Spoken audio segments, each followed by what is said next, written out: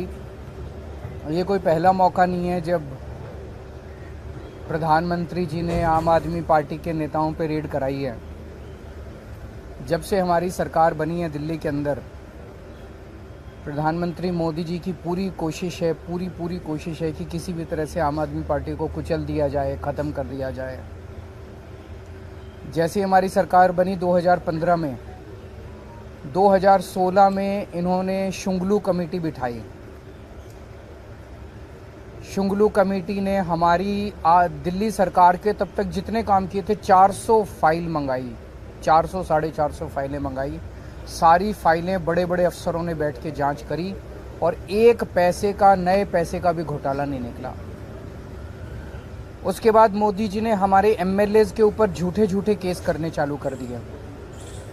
हमारे आम आदमी पार्टी के एमएलएज पे अभी तक 170 से ज़्यादा केस कर चुके हैं, 170 से ज़्यादा, और उनमें 140 से ज़्यादा केसेस में जजमेंट आ चुके हैं, जिसमें सारे जजमेंट मोदी जी के खिलाफ हैं।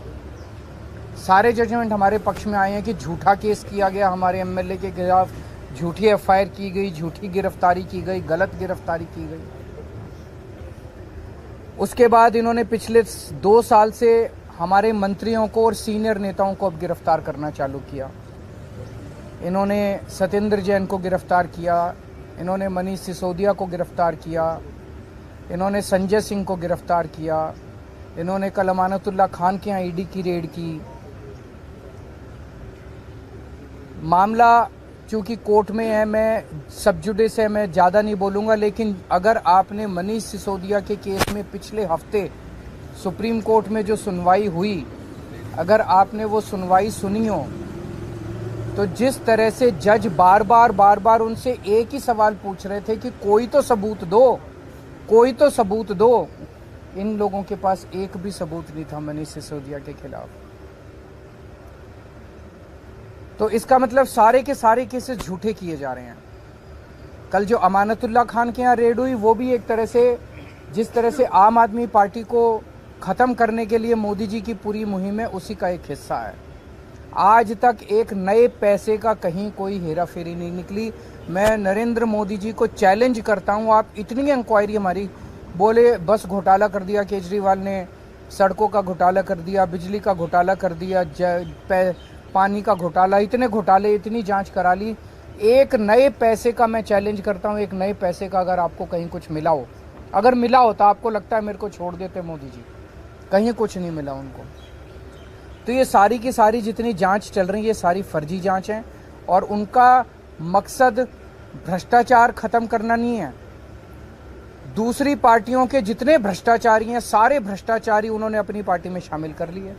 हमने देखा महाराष्ट्र के अंदर अभी 2 दिन पहले जिन नेताओं को चिल्ला कर मोदी जी ने कहा कि इन्होंने 70,000 करोड़ का घोटाला कर दिया, उन सारे भ्रष्टाचारियों को, जो मोदी जी की नज़र में भ्रष्टाचारी थे, उनको उन्होंने अपनी पार्टी में शामिल कर लिया। उन पे जितने केस कर रहे थे वो सारे केस खत्म कर दिए।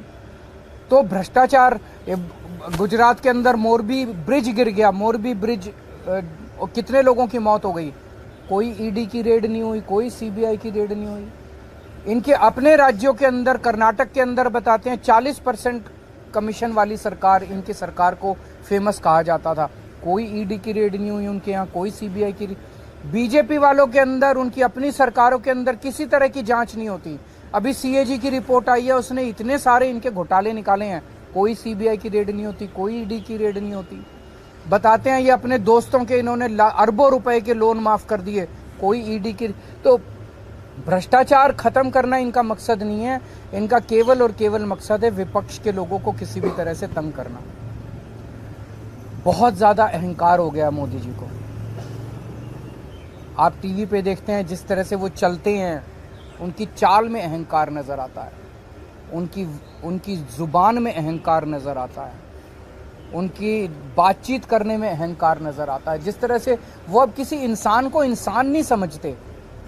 और अगर किसी देश के राजा को इतना ज़्यादा अहंकार हो जाए तो फिर उस देश की तरक्की कैसे हो सकती है।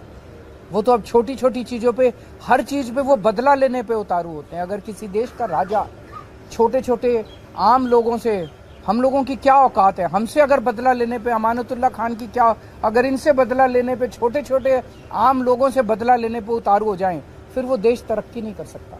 आज देश का माहौल बहुत ज़्यादा खराब हो चुका है। पहली बार ऐसा हो रहा है कि देश छोड़ छोड़ के लोग दूसरे देशों की, भारत छोड़ छोड़ के लोग दूसरे देशों की नागरिकता ले रहे हैं। ऐसा कभी नहीं हुआ। इतने बड़े स्केल के ऊपर लोग भारत की नागरिकता छोड़ के, भारत छोड़ छोड़ के जा रहे हैं। पूरे देश का माहौल खराब हो चुका, व्यापार बर्बाद हो चुका है, उद्योग बर्बाद हो चुका है, व्यापारी डरे हुए हैं, उद्योगपति डरे हुए हैं, आम जनता डरी हुई है, मीडिया वाले डरे हुए हैं, आप सब लोगों को डराते हैं।